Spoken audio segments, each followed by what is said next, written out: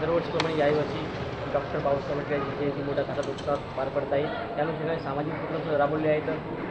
आज ध्वजारोहण करत भव्य मिरवणूकसुद्धा काढण्यात आली. काय सांगा? आपण जयंती मंडळातर्फे 18 तारखेला चला महामानस अभिवादन करूया आणि 18 तास अभ्यास करूया या उक्तीप्रमाणे बाबासाहेबांनी सांगितलं होतं, शिका, संघटित व्हा, संघर्ष करा. त्या पद्धतीनं आम्ही त्यांची मानवंदना व त्यांना अभिवादन 18 तास अभ्यास करून इथं नगरीतल्या विद्यार्थ्यांनी केलेलं आहे. आज महामानवाची 135वी जयंती अर्धापूर शहरामधील प्रमुख रस्त्याने निघणार आहे. भव्य दिव्य स्वरूपात हा रॅलीचा सोहळा उत्साहात होणार आहे आणि अर्धापूर शहरातील सर्व समाज बांधव बाबासाहेबांना अभिवादन करते. ठिकठिकाणी स्वागत कमानी त्यांचं स्वागताचे पुष्पहार घेऊन सर्व समाजातील लोक रस्त्यावर उभे आहेत. आज या ठिकाणी ध्वजारोहण करून अभिवादन सुद्धा करण्यात काय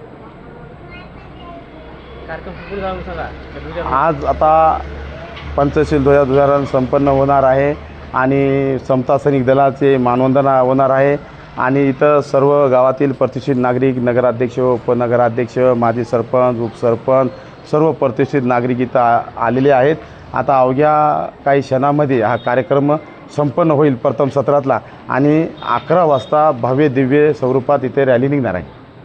आज डॉक्टर बाबासाहेब आंबेडकर यांची आपल्या अर्धापूरमध्ये 135वी जयंती आपण साजरी करत आहोत. या माध्यमातून समाज बांधवांना आपलं आव्हान काय असणार आहे, संदेश काय असणार? आज बाबासाहेबाला अभिप्रेत असलेले जे शिका, संघटित व्हा, संघर्ष करा हे जे सांगितले त्याच्या या मूलमंत्राप्रमाणे आम्ही 18 तास अभ्यास केलेलो आहोत आणि बाबासाहेबांच्या विचारानं ही जयंती साजरी होणार आहे.